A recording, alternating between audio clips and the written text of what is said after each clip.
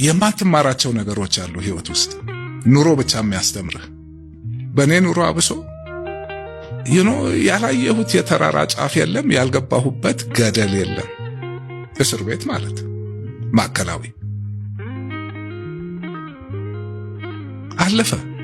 ይኸውና እዚህ አክሰስ ሪል ስቴት ላይክ እንዳለ ሁሉ ነገሬን ነው ግልብጥብጡን ያወጣው። አለፈ መጣ። ይኸውና አሁን መልሶ መልክ ይይዛል። በግለሰብ ህይወት ይሄ ይመጣል፣ በተቋም ሀገር ይመጣል።